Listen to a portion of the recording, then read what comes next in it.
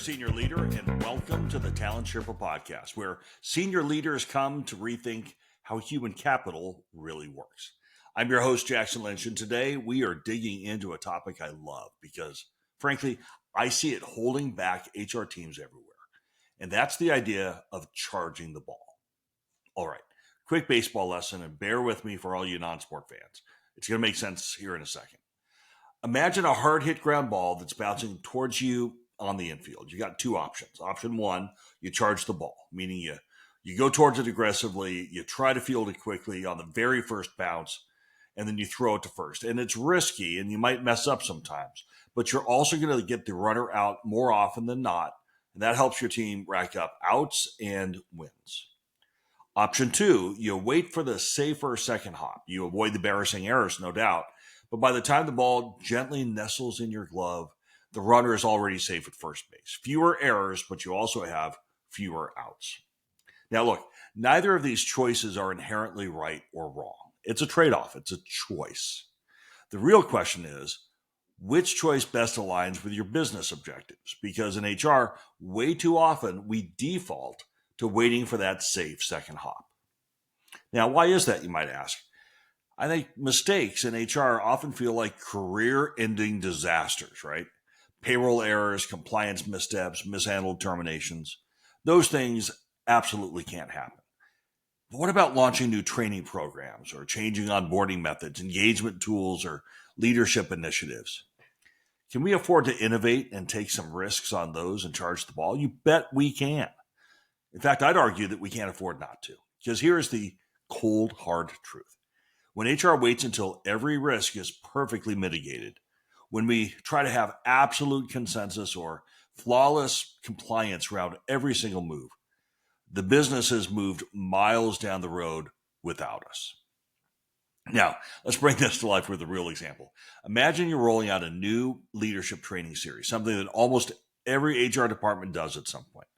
Let's compare the second hop mentality to charging the ball. So here's what the second hop approach typically looks like. You spend 3 months surveying stakeholders, you form committees, you design surveys to confirm what you already knew, and then you draft 27 versions of a perfectly polished leadership training curriculum.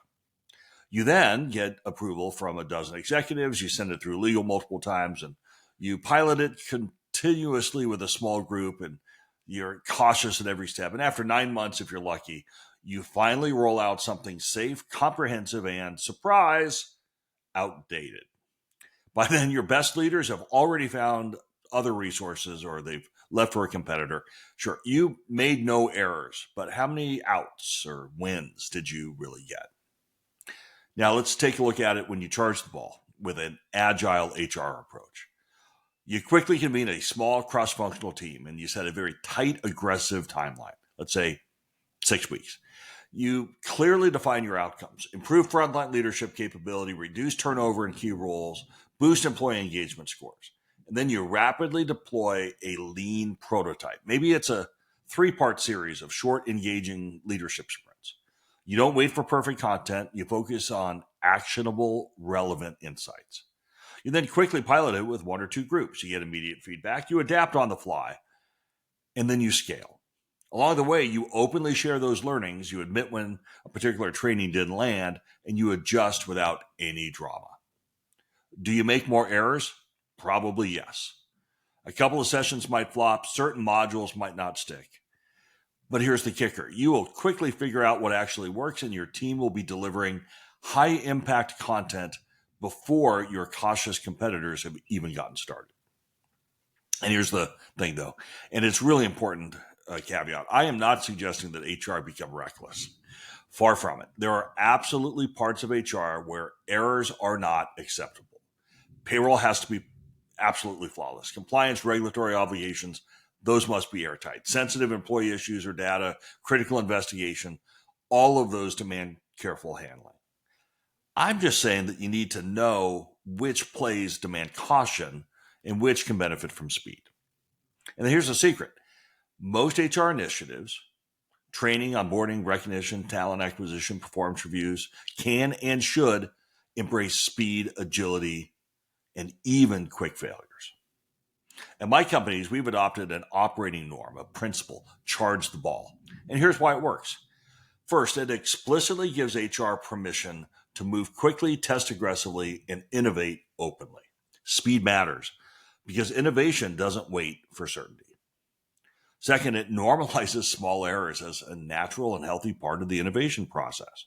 When your team believes that they won't be crucified for experimenting and failing quickly, their creativity and speed multiply dramatically. Third, it creates visibility for HR as a true partner, not a cautious bureaucratic function that's always waiting for the perfect moment, which, spoiler alert, never comes. Think about this. Companies dominating today's economy, Netflix, Amazon, Spotify, Tesla, they're known for speed and innovation. Do they occasionally embarrass themselves? Absolutely. Remember when Netflix tried to spin off DVDs into a company named Quickster? Huge flop. But they recovered, they learned fast, and moved on to dominate their streaming competitors. They charged the ball. Their competitors waited for the safe second hop. Remember Blockbuster Video? They lost big. Now, HR leaders, you can ask yourself really honestly, does your team feel safe enough to innovate quickly?